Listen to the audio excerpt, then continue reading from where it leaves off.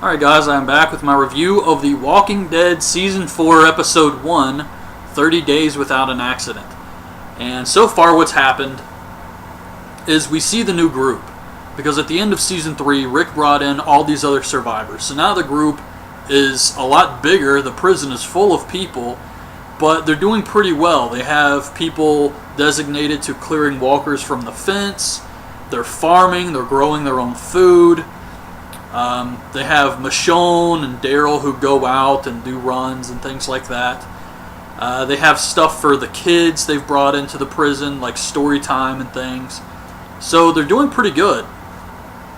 And Rick talks to Hershel, and Hershel says the rest of the council, so they have a council now, is concerned about Rick going off on his own and not taking his gun. I don't know what the purpose of that is for Rick, but the council, I think, is Daryl, Hershel, Rick, Glenn, and I'm not sure who else. We're meeting a lot of new characters in this episode. But he tells Rick they would just feel more comfortable if he took his gun. So Rick says, okay, I'll do it. And Rick goes out. He's, I can't remember what he's doing, picking berries or something, killing squirrels. And he comes across this woman. And at first he thinks she's a walker. I thought she was a walker. But then she's like, will you please help me? And he starts to talk to her, and she says, we need a place to go. It's just me and my husband. We're not able to make it on our own. We haven't done too hot out here. And Rick says, well, I'll have to meet him first before we let new people in. So he leaves to go with her.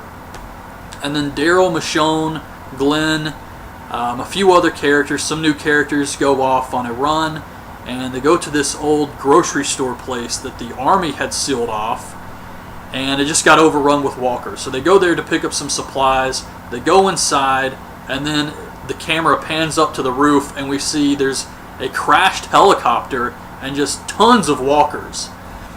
And another funny thing for wrestling fans out there, it just showed a commercial for AMC's Fright Night or something, I guess, where they play a lot of horror movies for Halloween, and the theme song they used to promote it was the Dark AJ Styles theme song, so I thought that was kind of funny. So Daryl's group is searching the grocery store for supplies, and one of these new characters knocks over a shelf of wine bottles, and he gets stuck under the shelf.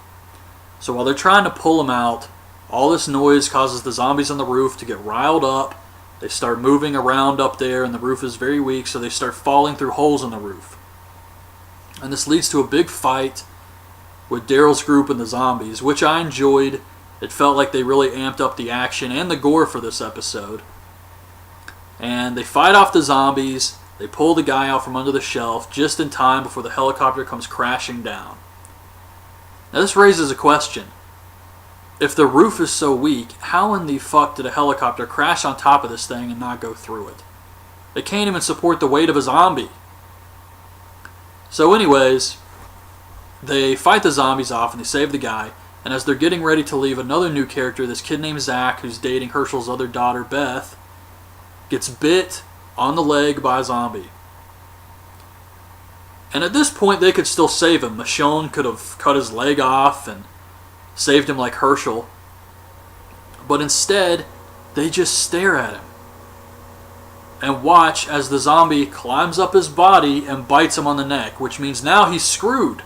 But they could have easily saved this kid. And these aren't even fast zombies. These aren't like 28 days later zombies. These things are slow as shit. So why did they all just stare as this zombie killed this kid?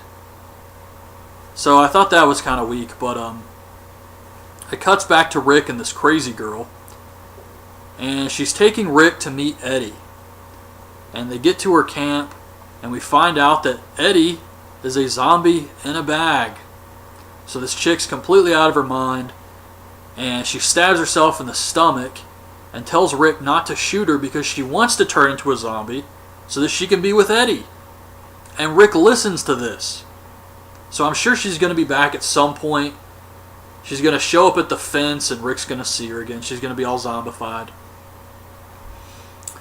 And back at the prison, we see Daryl, and he tells Beth about Zach, and she's not even upset. she's seen so many people she cares about die around her that she's used to it. And the last thing we see is this other new character, this kid. He's probably like 16 years old, and he's stumbling around like he's got the flu. And he goes to the showers, and he's putting some cold water on his face, and then he just faints, and we see all this blood coming out of his eyes and mouth.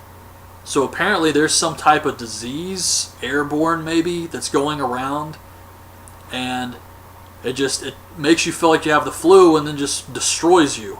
And there's a zombie they've shown a couple times at the fence who I think has the same disease. His eyes are all bugged out looking, so I guess he got it and died and then came back as a zombie. I don't know, but that's something new for Season 4 is this disease that's going around. So I thought it was a pretty good episode.